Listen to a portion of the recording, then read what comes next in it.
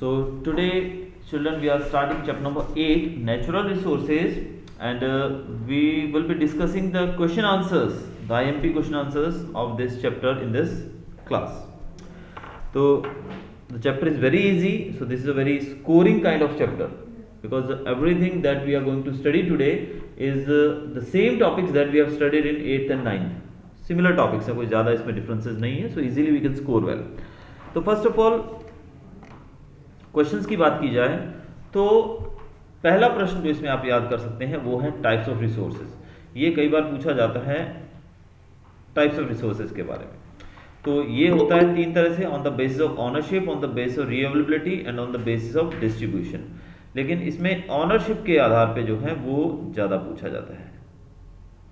तो ये आप आंसर जो है ये लिख सकते हैं इसमें, ऑनरशिप के आधार पे इसको किस प्रकार से बांटा जा सकता है. तो ये तीन जो इसके टाइप्स हैं ये आप इसमें याद करने पड़ेंगे, और इसकी थोड़ी थोड़ी डिटेल, यानी कि बहुत ज़्यादा इसमें डीप जाने की जरूरत नहीं. It will be asked just in 2 marks only, इससे ज़्यादा नहीं जाएगा, 2 मार्क्स ओनली. तो पहला क्वेश्चन आपका आ सकता है इसमें, types of resources on the basis of ownership. तो ये आप थोड़ा देख सकते हैं. और इसके बाद मैं आपसे दूसरा क्वेश्चन जो इसमें बताने की कोशिश करूं आपको, तो आएगा मेरे ख्याल से कंजर्वेशन ऑफ रिसोर्सेज. ये क्वेश्चन काफी एक कॉमन क्वेश्चन है और इंपॉर्टेंट भी हम कह सकते हैं इसको. Let us understand about the planning and conservation of resources in detail. तो कंजर्वेशन के बारे में हम यहाँ पर, प्लानिंग और कंजर्वेशन के बारे में जो है ये टॉपिक आपको बहुत ही अच्छे से कर लेना है. और ये है ये जनरल, इसमें कुछ भी ज़्यादा डिटेल में हमें बहुत पढ़ने की जरूरत नहीं. It is just a common thing कि हमें रिसोर्सेज को कैसे कंजर्व करना है. तो चलिए इसको जरा देख लेते हैं हम लोग. First of all, gather information about the availability of utilised, unutilised and probable resources of any region और a country as a unit. तो सबसे पहली बात हमको पता होना चाहिए, अगर हम किसी चीज़ को कंजर्व करना चाहते हैं, उसको रोकना चाहते हैं, बचाना चाहते हैं, उसको सेव करना चाहते हैं, तो सबसे पहले हमें ये पता होना चाहिए कि हमारे पास है कितना. आपकी जेब के अंदर 100 रुपए हैं और आप बड़ी दुकान में चले जाओ जहाँ पे खर्चा 500 रुपए का होगा, तो नहीं चलेगा. अगर आपको पता ही नहीं आपकी जेब में पैसे कितने हैं, तो आप इस तरह की गलती कर सकते हो. तो सबसे पहले हमें पता होना चाहिए कि हमारी पॉकेट के अंदर कितने पैसे हैं. जब हमें वो पता होगा तब हम उसके अकॉर्डिंगली हम अपने खर्चे वाली जगह पर जाएंगे. तो सबसे पहले इन्होंने लिखा है कि चीज़ों की अवेलेबिलिटी. तो आप लिख सकते हैं, first of all we should know about the availability of the resources, कि ओवरऑल जितने भी रिसोर्सेज है वो कितने हमारे पास हैं. तो पहले उसकी जानकारी हमें होनी चाहिए. दूसरा, रिसोर्सेज विच आर लिमिटेड और non renewable should be exploited scientifically and should be used only where it is necessary to use them. अब दूसरा पॉइंट इसमें लिख सकते हैं कि हमें जो भी रिसोर्सेज ऐसे हैं, या तो वो कम मात्रा में है यानी कि लिमिटेड मात्रा में है, या फिर जिनको हम नॉन रिन्यूएबल बोल सकते हैं, जिनको हम दोबारा रिन्यू नहीं कर सकते हैं, इन रिसोर्सेज को हमें बहुत ही सोच विचार के उपयोग करना चाहिए. कैसे उपयोग करना चाहिए? सिर्फ तब उपयोग करना चाहिए जब बहुत जरूरी हो. जब बहुत जरूरी हो तब उसका उपयोग करो. अगर हम जनरली उसको यूज करते रहेंगे तो जल्दी वो खत्म हो जाएगा. ठीक है. तीसरा यहां पर पॉइंट दिया गया है, attempt should be made to develop those resources the quantity of which can be increase. अब ऐसा होता है कि रिसोर्सेज जो हैं वो कुछ ऐसे भी रहते हैं जिनको हम बढ़ा सकते हैं, जिनकी गिनती को हम, जिनकी क्वांटिटी को हम बढ़ा सकते हैं. तो अगर वो रिसोर्स जिसकी मात्रा काफ़ी कम है, क्वांटिटी काफ़ी कम है, और उसको हम अपनी कोशिशों के द्वारा बढ़ा सकते हैं, तो हमें उसको बढ़ाने की कोशिश करनी चाहिए. तो ये 3 पॉइंट हमने देख लिए यहाँ पर. चौथा पॉइंट दिया गया है, the resources which are cheaper and are easily available should not be wasted but instead they should be use sparingly for future use. अब जो बहुत ही चीप हैं रिसोर्सेज, जो काफ़ी सस्ते मिलते हैं और इजीली अवेलेबल हैं, उनको हमें वेस्ट नहीं करना चाहिए.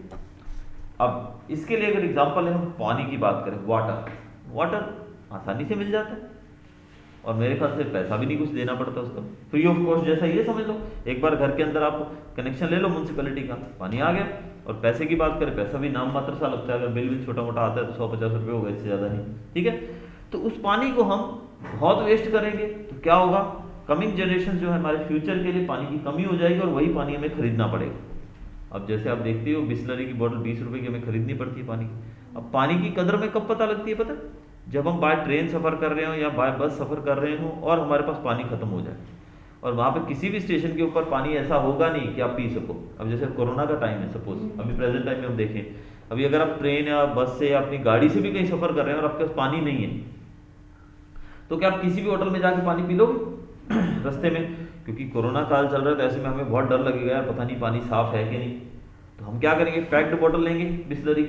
और गर्मी के दिनों में तो आप सोचो, आपकी अगर सुबह से दोपहर तक आप ट्रैवल कर रहे हैं तो पूरी फैमिली है, 4 लोग साथ में हैं, तो कम से कम 10 बोतल आपकी चली जाएंगी। तो 10 बोतल यानी कि 20 रुपीज़ के हिसाब से सोच लो, 200 रुपये का पानी हो गया आपका एक दिन का। तो इस तरीके से हमें सोचना पड़ेगा कि जो चीज़ सस्ती है, इसका मतलब ये नहीं है कि उसको उड़ाओ, हमें उसको भी बचा के रखें। अगला पॉइंट जो दिया गया है, ऐसे रिसोर्सेज जिनकी क्वांटिटी लिमिटेड है उनको हमें कंजर्व करना चाहिए। कैसे कंजर्व करेंगे? उनका अल्टरनेटिव ऑप्शन ढूंढकर, थ्रू टेक्निकल डेवलपमेंट। अब ऐसी चीजें जैसे कि हम बात करें पेट्रोल डीजल, ठीक है, पेट्रोल डीजल हो गया, ठीक है, इसका उपयोग हम बहुत ज़्यादा करेंगे। अब पेट्रोल क्या बहुत है हमारे पास, मिनरल ऑयल जिसका क्रूड ऑयल बोलते हैं, वो बहुत ज़्यादा नहीं है पृथ्वी में। अब देखिए ना, 83-84 रुपीज़ लीटर हो गया पेट्रोल। अभी अपने फादर से पूछना जाके कि पेट्रोल का दाम बढ़ने से क्या फ़र्क पड़ा, ठीक है। तो इसका हमें अल्टरनेटिव ढूंढना चाहिए। अब इसका अल्टरनेटिव क्या है पता है? अगर आने वाले टाइम में हमारे पास सीएनजी तो हम अभी भी यूज़ कर रहे हैं, बट इलेक्ट्रिक कार्स आ जाएंगी। जैसे टाटा ने लॉन्च भी किए, कुछ स्टार्ट होने वाला है धीरे धीरे इंडिया में, तो इलेक्ट्रिक कार्स आएंगी जो, तो उससे हमारा पेट्रोल डीजल की खपत बंद हो जाएगी। तो इसको बोला जाता है अल्टरनेटिव सोर्स फाइंड करना, कि अब कार जो आप चला रहे हो उसमें तो पेट्रोल डीजल डलने ही वाला है, उससे पोल्यूशन भी होता है, आपका खर्चा भी बहुत होता है उसमें, और मेरे ख्याल से जो पेट्रोल खरीदने में, निकालने में, प्रोसेसिंग में बहुत पैसा खर्च होता है।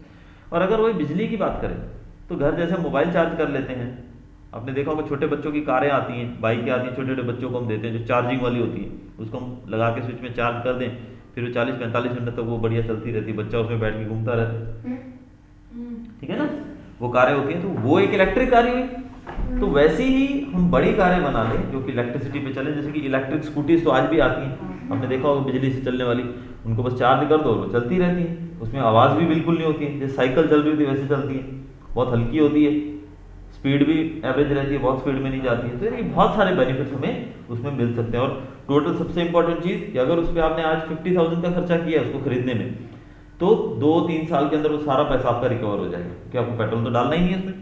वरना आप बाइक खरीदो, भले 10 लाख की खरीदो, 2 लाख की खरीदो कार, उसके अंदर पेट्रोल तो हर रोज डालना ही पड़ेगा। अगर कोई कार आपको फ्री में दे देगा तो भी आपको उसके अंदर पेट्रोल तो डालना ही पड़ेगा चलाने के लिए। लेकिन वो जो बैटरी से चलने वाली कार आप खरीदोगे उसमें आपका पैसा लगेगा ही, क्योंकि इसमें पेट्रोल भी नहीं डलना है, डीजल भी नहीं डलना है, बस चार्जिंग पे डालो, जो भी चार्जिंग पॉइंट, जो भी सिस्टम से वो चार्ज होती होगी, बस हो जाएगा, ठीक है। तो इस तरीके से अल्टरनेटिव सोर्सेज का डेवलपमेंट हमें करना चाहिए। अगला पॉइंट है, necessary law should be formed for the conservation of resources and should B enforced strictly. अब क्या होता है कि हम लोग क्या अपने फायदे के लिए रिसोर्सेज को वेस्ट तो करेंगे। भारत बहुत ही बड़ा देश है और हम जानते हैं कि काफ़ी ज़्यादा समस्याएं भी हैं हमारे सामने। तो हम ये अगर हम बोलें कि हम लोग सब जागरूक नागरिक हैं, तो हम जागरूक नागरिक नहीं, हमें पता ही नहीं है नॉर्मली, हमें इवन पेड़ों के महत्व के बारे में नहीं पता। हम लोग ऐसे जंगल साफ करके वहाँ पे कुछ भी बना लेते हैं, हाँ। तो इतना ज़्यादा जो इग्नोरेंस है हमारे कंट्री के अंदर, तो इन सब चीज़ों से ऊपर आने के लिए हमें एक जो चीज़ काफ़ी बेनिफिशियल, हमें हेल्पफुल रह सकती है, वो है लॉ, कानून। क्योंकि लोग जो हैं, भले वो पढ़ा लिखा है भले अनपढ़ है, वो कानून से तो डरता ही है। अब पुलिस से तो डर लगता ही है भाई, अगर मैं कुछ गलत करूँगा तो मेरे को पकड़ लिया जाएगा, तभी तो शांति है, लॉ एंड ऑर्डर तभी तो मेंटेन हो रहा है। अगर कानून ना हो तो फिर तो जंगल हो जाएगा, जंगल की तरह हाल हो जाएगा। चलो भूख लगी, शेर ने शिकार कर लिया, अब शेर के ऊपर कोई केस नहीं होता है। जब शेर शिकार करता है जंगल के अंदर, तो हिरणों की फैमिली जाके शेर पे केस नहीं करती है, इसने हमारे बंदे को मार दिया, ठीक है, क्योंकि वो जंगल है, वहाँ पे यही तरीके से सब लोग जीते हैं। लेकिन हमारा जो देश है या ह्यूमन बींग्स की बात करें तो हमारे अंदर जंगल का कानून नहीं चल सकता। तो ऐसे में कानून अगर स्ट्रिक्ट बना दिया जाए, स्ट्रिक्ट कानून बना दिया जाए और उसको अच्छे से अप्लाई भी किया जाए, कानून बनाने से काम नहीं होगा, उसको स्ट्रिक्टली अप्लाई भी करना पड़ेगा, फिर रिसोर्सेज जो है उनको कंजर्व करने में काफी सहायता मिलेगी। लास्ट पॉइंट इसमें दिया गया है, citizens should be well acquainted with all facts associated with the rational usage of resources and public awareness should be cultivated। अब सबसे इंपॉर्टेंट चीज़ यहाँ पर जो काम करेगी वो है अवेयरनेस। देखिए, कानून के डर से भी बंदा काम करता है। जैसे हमने पिछले पॉइंट में डिस्कस किया कि कानून बना देना चाहिए तो लोग डर के काम करेंगे, उसको फॉलो करेंगे। लेकिन कभी कभी क्या होता है, अब वैसे तो आप जानते हैं कि बहुत सारी चीज़ें बैन है, लेकिन वो काम फिर भी होते हैं देश के अंदर, होते हैं कि नहीं? चोरी डकैती हर एक काम होता ही है, एक्चुअली में सबको पता है गलत है, लेकिन फिर भी होता है। लेकिन अगर अवेयर कर दिया जाए किसी को, अवेयर करने का मतलब उसको जागरूक कर दो, उसको समझा दो अच्छे से कि भाई ये चीज़ ऐसा करने से हमें बहुत नुकसान होगा, तो जब वो समझ जाएगा तो फिर ऑब्वियसली कुछ होने वाला ही नहीं, फिर नुकसान होगा ही नहीं।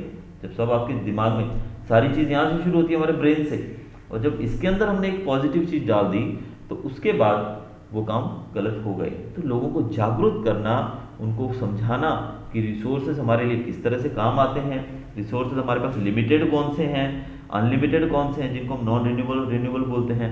फिर उनको समझाना कि भाई अगर आप ऐसा करोगे तो आने वाले टाइम में ऐसी ऐसी समस्याएं खड़ी होंगी, और इस तरीके से वो लोग समझ सकते हैं। तो उनको समझाना, उनको जागरूक करना, अवेयर करना, ये हम करके रिसोर्सेज को कंजर्व कर सकते हैं। तो ये हमने 6 से 7 पॉइंट यहाँ पर पढ़े। ये सारे points just keep in your mind and you can add your own points also अपने तरीके से। अब इसी के अंदर जो अगला प्रश्न आएगा हमारा वो रहेगा soil formation. Right short note on soil formation. तो सॉइल फॉर्मेशन के ऊपर एक छोटा सा नोट देना पड़ेगा। अब सॉइल हम किसको बोलते हैं? वो पार्ट पृथ्वी का जिसमें वेजिटेशन उगती है, पेड़ पौधे उगते हैं, इसी को सॉइल कहा जाता है। अब सॉइल बनती कैसे है? इसका बनने का जो तरीका है, जो पेरेंटल रॉक होता है, the parental rock lie below the soil. Soil is form due to the material available through the denudation. अब डीन्यूडेशन के प्रोसेस से ये होता है। जैसे कि अब आप जानते हैं कि जो पत्थर रहते हैं, पहाड़ रहते हैं, बड़े बड़े रॉक्स जो हैं, वो क्या होता है, वो दिन के समय बहुत गर्मी होती है, धूप होती है, तो धूप होने से आपको पता है ना, जो गर्मी मिलती है तो मॉलिक्यूल जो है वो एक्सपैंड हो जाते हैं। आपने घर के अंदर सिंपल आपको एग्जांपल देता हूँ, आपने देखा होगा जब आप आपके घर के अंदर वो जो पानी डालने के लिए पाइप का यूज़ करते हैं, प्लास्टिक की पाइप, पता है, पौधों में गाड़ी धोने के लिए पौधों को पानी डालना है तो उसके लिए पाइप का यूज़ करते हैं, ठीक है, पानी डालने वाली पाइप। वो पाइप को जब हम गर्मी के दिनों में देखते हैं तो बड़ी सॉफ्ट होती है वो, लेकिन सर्दी के दिनों में वो कड़क हुई पड़ी होती है, उसको हमें खींच के सीधा करना पड़ता है। देखा नहीं सब? तो ये हमको चीज़ क्या बताती है, अगर उसी पाइप को आप थोड़ी देर धूप में रख दोगे तो ठीक हो जाएगी, लेकिन अगर इसको फोल्ड करके एक जगह पर रख दो, ठंडी जगह पर पड़ी रहेगी, ठंड के मौसम में आपको कड़क मिलेगी पाइप, होता है।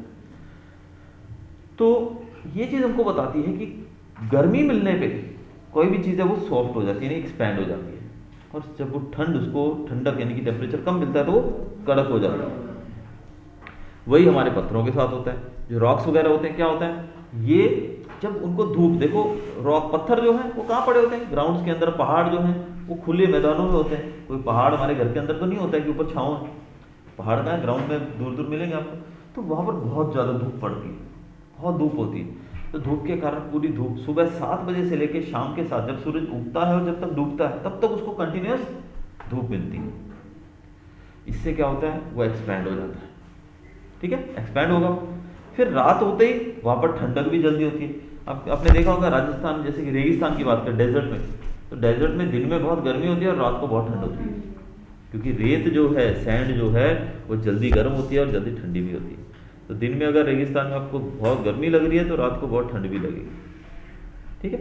तो वैसे ही जब ओपन मैदान के अंदर दिन में बहुत गर्मी से वो एक्सपैंड हुआ, तो रात को जब मौसम ठंडा हुआ तो वो कॉन्ट्रैक्ट हो जाएगा, यानी कि वो सिकुड़ जाएगा। तो अब वो पत्थर है, पत्थर लचीला होता है, सॉफ्ट होता है, पत्थर तो बहुत कड़क होता है। तो जब वो एक्सपैंड और रिलैक्स होगा, कॉन्ट्रैक्ट और एक्सपैंड होगा, तो उसके अंदर दरारें आ जाती हैं। क्या आ जाती हैं? दरारें। और उन दरारों की वजह से सॉइल फॉर्मेशन होता है। कैसे? दरारें आ जाती हैं, अब तेज हवा चलती है, बारिश आती है, बहुत तेज छींटे गिरते हैं, तेज पानी के बहाव के कारण वो दरारों में से पानी घुसता है, हवा जाती है, और वो दरारें धीरे धीरे बड़ी होने लगती हैं, कटने लगती हैं वो दरारें, और धीरे धीरे उसके अंदर छोटे छोटे पार्टिकल्स। हम ये नहीं कह सकते हैं कि एक पत्थर को सॉइल बनने में 10-20 दिन, 100 दिन, 10 दिन, 1000 दिन, 10 साल लग जाएंगे, 20 साल लग जाएंगे, ऐसा नहीं होता है, सैकड़ों साल लग जाते हैं। वो जो दरार है उसके अंदर पानी, हवा जब जाएगी तो एक एक कण उसका टूटेगा, और फिर वो सॉइल बन के ऊपर से नीचे ढलान की तरफ बहता जाएगा। तो इस तरीके से सॉइल फॉर्मेशन होती है। तो ये जो चीज़ मैंने आपको समझाई, इसको अपनी लैंग्वेज में आप बना के लिख सकते हो। तो it is not need to study from here, जो भी मैंने बताया अपने हिसाब से आप डाल सकते हैं। अब हम अगला क्वेश्चन पूछा जा सकता है सॉइल और उसके टाइप्स। देखिए टाइप्स भी पूछे जाते हैं, ये 5 मार्क में 4 मार्क में क्वेश्चन आता है, 4 मार्क में।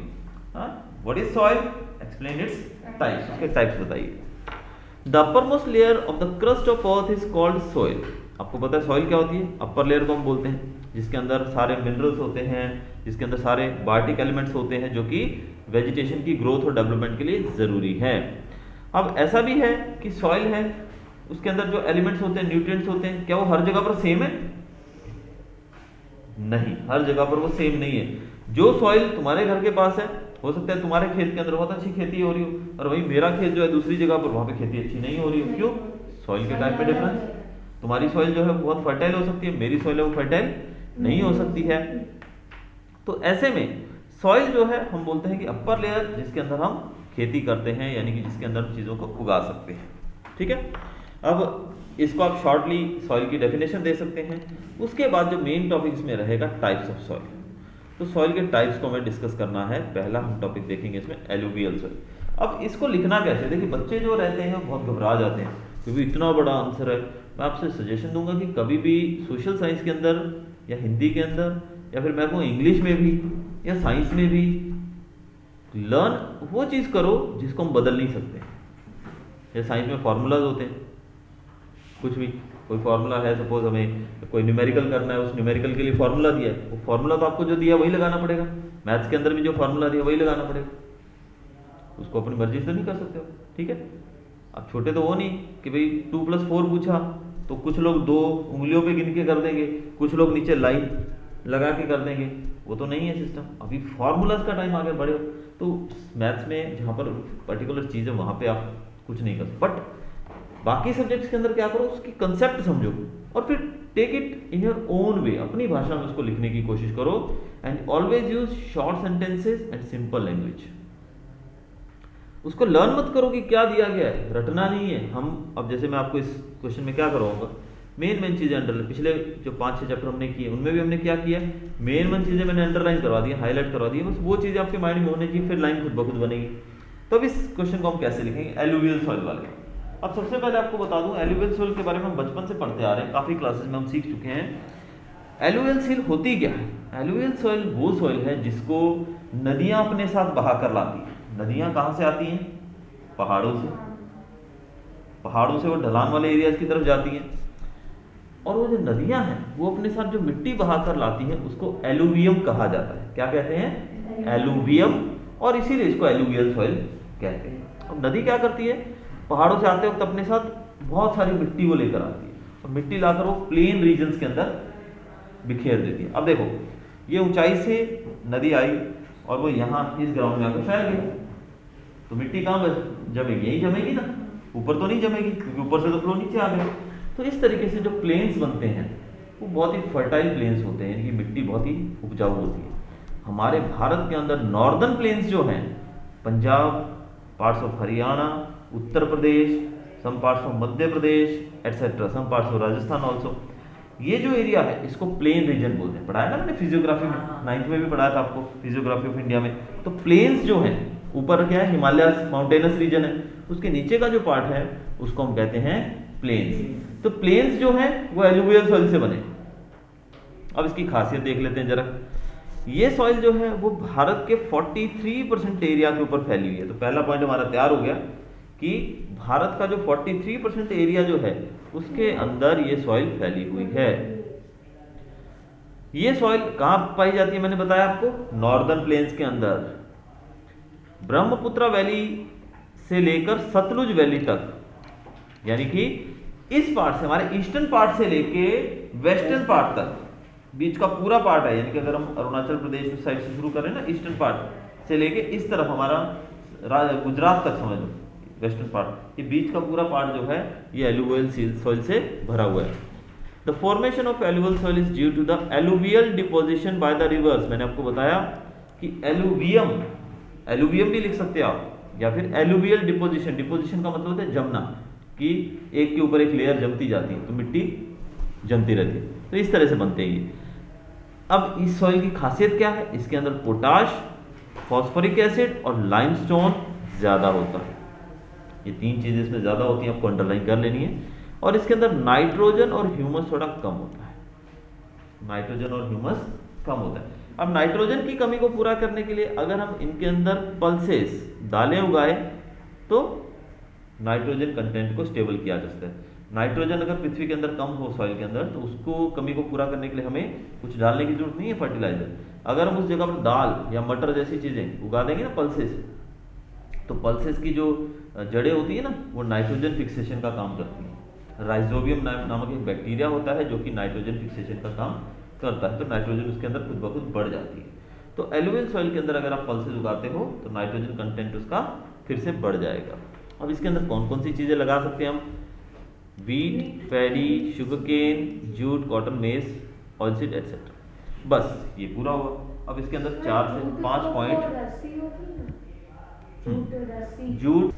तो हमें एलुवियल सॉइल के बारे में 4 से 6 पॉइंट याद करने हैं। ये कितनी जगह पर फैली हुई है, कहाँ से कहाँ तक है, अपने भाषा में। कोई जरूरी नहीं है कि ईस्टर्न पार्ट से वेस्टर्न पार्ट ही लिखना है। जैसे मैंने स्टेट्स के नाम बताया, 3-4 स्टेट के नाम जो उसमें दिया मैप के अंदर देख के 4-5 स्टेट के नाम लिख सकते हैं, इन जगहों पर पाई जाती है।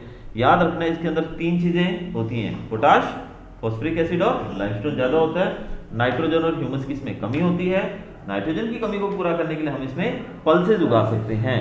और इसके बाद आपको लिखना है कोई 4-6 फसलें याद कर लेनी है जो यहाँ पर होती हैं। अगला क्वेश्चन हम देखेंगे रेड सॉइल के बारे में। रेड सॉइल 19% लैंड पे है, 43 पे एलुवियल है, 19 पे रेड सॉइल है। ये कहाँ है, Tamil Nadu, Bundelkhand, then Rajmahal hills in east up to Kutch, यानी कि कच्छ लिख सकते हो, यानी कि ये ईच एंड एवरी पार्ट नहीं, तमिलनाडु, बुंदेलखंड, कच्छ एटसेट्रा, और सम पार्ट्स ऑफ राजस्थान। बस हो गए, 3-4 स्टेट के नाम आ गए। आपको एक टेबल बना लेना है, उस टेबल में अलग अलग तरीके से कहाँ कहाँ पाई जाती है, कितनी है, कौन कौन सी चीज़ें इसमें ज़्यादा हैं, कौन सी चीज़ें कम हैं, और इसमें कौन कौन सी फसलें होती हैं। ऐसे 4 टेबल बना लो, उस टेबल के अंदर हर एक सॉइल के बारे में लिखते रहो। जैसे कि ये 19% पे है, कहाँ कहाँ है, 4 जगहों के नाम आगे, जो याद रहे कर लेना। ये सॉइल रेड सॉइल है, इसका नाम रेड सॉइल क्यों पड़ा, क्योंकि इसके अंदर फेरिक ऑक्साइड होता है। क्या होता है, फेरिक ऑक्साइड। ये जैसे जैसे फेरिक ऑक्साइड की कमी होती है तो इसका कलर जो है येलो हो जाता है, रेड से येलो होने लगता है। इसके अंदर lime, gravel, carbonate are not found in this soil. ये चीज़ें इस सॉइल के अंदर नहीं पाई जाती हैं। इस सॉइल के अंदर डेफिशिएंसी होती है। डेफिशिएंसी का मतलब होता है कमी। किस चीज़ की कमी होती है इस सॉइल में, lime, magnesium, phosphate, nitrogen and potash, इस सॉइल के अंदर इनकी कमी होती है। और इसमें कौन कौन सी फसलें उगाई जाती हैं, इनमें से कोई भी 2 से 3 फसलें आप माइंड में रख सकते हैं। ठीक है, आगे हम पढ़ेंगे यहाँ पर ब्लैक सॉइल के बारे में, काली सॉइल। अब इसके ऊपर सिंगल क्वेश्चन भी पूछा जा सकता है, right A short note on alluvial soil, right A short note on black soil. एक क्वेश्चन तो इसमें से आएगा ही, भले वो अकेला आए या फिर भले पूरा क्वेश्चन आए। टाइप्स ऑफ सॉइल के बारे में शॉर्ट नोट लिखना 4 मार्क में, पूरा भी आ सकता है बट एक सॉइल तो पूछेंगे ही वो। ब्लैक सॉइल की बात करें, अब ब्लैक सॉइल का दूसरा नाम है रेगर सॉइल, और ये कितनी जगह पर है, 15%। और ये डेक्कन लावा के कारण बनी थी। डेक्कन लावा, ब्लैक सॉइल इसलिए क्योंकि लावा जो ज्वालामुखी फटा था ना, फटता है जो हमारा जो डेक्कन प्लेटू जिसको बोलते हैं हम, सदर्न पार्ट है हमारा पेनिनसुला, वो पार्ट जो है वो लावा से बना हुआ है, यानी कि वोल्केनिक इरप्शन के कारण लावा जमा था, हमारा सदर्न पार्ट है वो इसी तरीके से बना है। तो वहाँ पर ज़्यादातर हमें ब्लैक सॉइल देखने को मिलती है। इसके लिए जो कुछ जगह के नाम याद करोगे वो कौन से हैं, महाराष्ट्र, मध्य प्रदेश, आंध्रा, कर्नाटका, गुजरात एटसेट्रा। तो ये कुछ जगहों के नाम आपके सामने आ गए, वो आप लिख सकते हैं।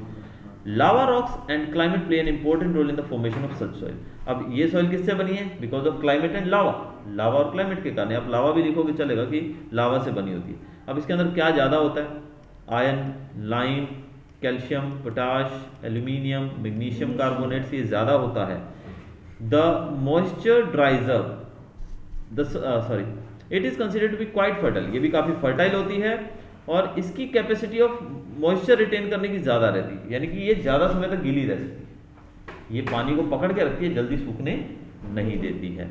अब इसके अंदर फिशर्स बनते हैं। फिशर्स का मतलब होता है ये जो आप दरारें देख रहे हो ना पिक्चर के अंदर, कैसे दरारें पड़ गई हैं, इसको फिशर्स बोलते हैं। अगर ये सूख जाती है तो इस तरीके से हमें दिखाई देती है, इसको कहा जाता है फिशर्स। और इसके अंदर ज़्यादातर कॉटन उगाया जाता है। ये कॉटन के लिए बेस्ट सॉइल है, इसीलिए इसको ब्लैक कॉटन सॉइल का नाम भी दिया जाता है। इसमें कुछ और फसलें जो उगाई जाती हैं उनको भी मैंने अंडरलाइन कर दिया है, वो आप कोई भी 2-3 लर्न कर सकते हैं। ठीक है, next is laterite soil. Laterite soil, जिसका नाम जो लेटराइट है, ये लैटिन वर्ड से बना है लेटर। लेटर का मतलब होता है अ ब्रिक, ईंट। Its red colour is due to iron oxide. ये लाल इसलिए होती है, इसका कलर भी रेड होता है। देखिए लेटराइट सॉइल और रेड सॉइल दोनों रेड होती है। इसका रेड कलर होने का कारण क्या है? Iron oxide. उसमें भी फेरिक ऑक्साइड है, इसमें भी आयरन ऑक्साइड है, एक ही है दोनों। ठीक है, जब ये सॉइल वेट गीली होती है, ये स्मूथ बटर की तरह। लेटराइट सॉइल चिकनी मिट्टी, पता है ना, फिसल जाते हैं जिसके ऊपर हम कभी कीचड़ और बारिश हुई और वहाँ पर मिट्टी और हम फिसलते हैं, जो वो यही सॉइल होती है। तो ये स्मूथ बटर की तरह हो जाती है, लेकिन जब ये सूख जाती है तो बहुत हार्ड हो जाती है, सूखने पे बहुत कड़क हो जाती है। ठीक है, ये कैसे बनती है? Due to change of dry and moist climate and due to prevention of silica based material. ये ड्राई और मॉइस्ट क्लाइमेट में जो बदलाव आता है, यानी कि क्लाइमेट जो है बहुत शुष्क होता है, फिर वो मॉइस्ट यानी कि नमी वाला हो जाता है, तब ये बनती है। और इसके अंदर सिलिका बेस्ड मटेरियल होता है। This soil has developed in the higher area of peninsular plateau. ये कहाँ पाई जाती है? हमारे पेनिनसुला में। पेनिनसुला मतलब भारत का जो बॉटम पार्ट है ना, उल्टे ट्राइंगल के रूप में, नीचे का पार्ट जो ट्राइंगल की तरह जो दिखाई देता है, वहां पर ये पाई जाती है। प्लेटू बोलते हैं जिसको। इसके अंदर आयरन, पोटाश और एल्यूमिनियम ज़्यादा होता है। The soil is less fertile. ये ज़्यादा फर्टाइल नहीं होती है। ये सॉइल कैसी है? फर्टाइल नहीं है। कॉटन, पैडी, रागी, शुगर केन, टी एटसेट्रा, ये कुछ चीज़ें उगाई जाती हैं जिनको आप याद कर सकते हो यूजिंग फर्टिलाइजर्स। क्योंकि ये सॉइल फर्टाइल नहीं है, इसलिए फर्टिलाइजर हमें यूज करना पड़ेगा, फिर बनेगी। सर ये कॉफी के बाजू में वो क्या है? किसके बाद में? कैशू, काजू। काजू। Desert soil. डेजर्ट सॉइल जो है आपको पता है, डेजर्ट सॉइल डेजर्ट में पाई जाएगी, नाम भी वैसे ही पड़ा है। तो डेजर्ट भारत के अंदर 2 ही जगह हैं, राजस्थान, कुछ पार्ट हरियाणा और कुछ पार्ट पंजाब के, और कच्छ। ठीक है, तो ये सूखे जगहों पर होती है जहाँ पर बारिश बहुत कम होती है या फिर होती ही नहीं है। ये सॉइल बहुत ही सैंडी होती है, रेतीली होती है और इनफर्टाइल, यानी कि बिल्कुल भी उपजाऊ नहीं होती है। It contains more dissolved minerals. इसके अंदर डिजॉल्व्ड मिनरल्स होते हैं। राजस्थान, हरियाणा, सदर्न पंजाब जो हैं, और कुछ जगहों पर गुजरात में भी, कच्छ के कुछ पार्ट जो हैं, यानी कि गुजरात में भी ये पाई जाती है। जैसे कि मैंने आपको नाम जनरली बता दिया कि यहाँ पर पाई जाती है। यहाँ पर खेती वैसे नहीं हो सकती है क्योंकि ये बहुत ही ड्राई होती है, सैंडी सॉइल। लेकिन इरिगेशन फैसिलिटीज के बढ़ने के कारण, कि पानी की कमी होती है राजस्थान, यानी कि डेजर्ट एरिया। डेजर्ट किसको बोलते हैं? रेगिस्तान, जहाँ पर पानी की कमी होती है। लेकिन आजकल इरिगेशन फैसिलिटीज थोड़ी बढ़ गई हैं। इंदिरा गांधी कैनल सिस्टम जो है, जो राजस्थान में पूरी जगह पर फैला है, जिसने पूरी सूरत बदल दी है। यहाँ पर मिलेट और ज्वार जैसी चीज़ें उगाई जाती हैं। आगे है माउंटेन सॉइल। माउंटेन सॉइल जो है ऑब्वियसली, जैसे कि नाम ही हमको बता रहा है कि माउंटेन्स, जो पहाड़ों पे या पहाड़ी ढलानों पे पाई जाती है, उसको हम बोलते हैं माउंटेन सॉइल। ये लगभग 2700 से 3000 मीटर की ऊंचाई पर पाई जाती है, क्योंकि पहाड़ों पे पाई जाती है तो पहाड़ तो ऊंची होते हैं ना, तो 2700 से 3000 मीटर की ऊंचाई पर पाई जाती हैं। It's layer is very thin and is under developed. इसकी जो परत होती है, पहाड़ों के ऊपर मिट्टी छोटी परत होती है, बहुत लेयर बहुत पतली होती है इसकी, और अंडर डेवलप्ड, ये ज़्यादा डेवलप नहीं होती है। ये ज़्यादा पहाड़ी इलाकों में पाई जाती है। तो पहाड़ी इलाके आपको पता है हमारा ईस्टर्न पार्ट है, असम, मेघालय, मिजोरम पहाड़ी इलाका है, तो ये उन जगहों पर ज़्यादा पाई जाती है। उत्तराखंड, हिमाचल प्रदेश, कश्मीर एटसेट्रा, जहाँ पहाड़ है वहाँ पर वो पाई जाती है। In Himalaya the soil is found at general altitude in the regions of pine and sheet trees. और यहाँ पर पाइन और चीड़ जैसे पेड़ जो हैं वो भी उगते हैं, इन पहाड़ों पे उगते हैं ये पेड़। फॉरेस्ट सॉइल की बात करते हैं। ये सॉइल जो है ये 3000 मीटर से 3100 मीटर की ऊंचाई पर पाए जाते हैं। कॉनिफरस फॉरेस्ट के अंदर हिमालय में यहाँ पर जो पेड़ उगाए जाते हैं, जैसे कि काफ़ी पेड़ भी यहाँ पर होते हैं, या सह्याद्री बोलते हैं हम, पहाड़ी इलाका जो हमारा ना हिमालय का, उसमें एक पार्ट को हम सह्याद्री कहते हैं। फिर ईस्टर्न घाट्स भी है, फिर टेराई रीजन कहते हैं, वहाँ पर ये सॉइल देखने को मिलती है। The surface of the earth is covered by the shaded leaves. और इसमें क्या होता है, जो सरफेस होता है ना जमीन, वो पत्तों के झड़ने से पूरा पत्तों से कवर होती है वो जगह। और यहाँ पर जो पेड़ हैं, जो पेड़ पौधे यहाँ पर देखने को मिलते हैं, उनके पत्ते झड़ जाते हैं। इस कारण से जो सॉइल है, जमीन जो है पूरी पत्तों से ढकी हुई दिखाई देती है। And land becomes black due to the increase in the humus cause due to the decaying of leaves.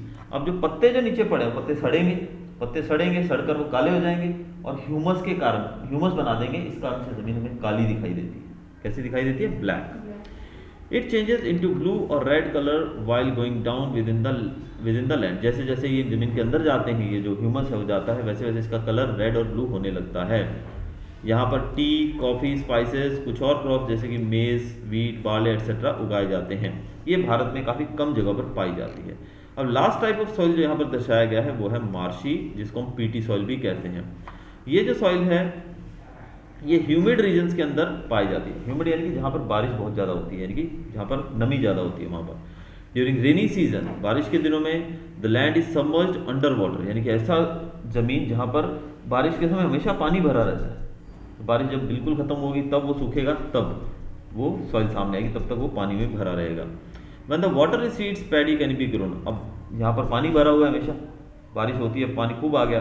अब जब पानी थोड़ा कम हो जाता है फिर उसके अंदर क्या लगा सकते हैं? चावल। पैडी मतलब चावल, चावल पानी के अंदर लगाया जाता है। There is an excess of biotic elements and minerals in such soil. इसके अंदर बायोटिक एलिमेंट्स ज़्यादा होते हैं और मिनरल्स बहुत होते हैं, but it shows insufficiency of, इसके अंदर फॉस्फेट और पोटाश की कमी होती है। मिनरल्स और बायोटिक एलिमेंट्स ज़्यादा होते हैं, बारिश का पानी भी होता है ना इस वजह से, लेकिन पोटाश और फॉस्फेट की कमी होती है। सच soil is found in Odisha, Bengal, Tamil Nadu, central area of Bihar, Almora district of Uttarakhand. The soil has very limited extent. ये सॉइल भी भारत के अंदर बहुत ही कम पाई जाती है। तो हमने देखा ज़्यादा भारत के अंदर एलुवियल सॉइल, रेड सॉइल और ब्लैक सॉइल पाई जाती है। ठीक है, तो ये सॉइल कुछ ज़्यादा पाई जाती हैं, बाकी सब सॉइल्स के बारे में हमने यहाँ देख लिया। तो ये था हमारा आज का चैप्टर। अब इसी चैप्टर को कल नेक्स्ट क्लास में भी कंटिन्यू करेंगे कुछ और इंपॉर्टेंट क्वेश्चंस के साथ, जिसको मैं एक्सप्लेन भी करूँगा। Till then, good bye.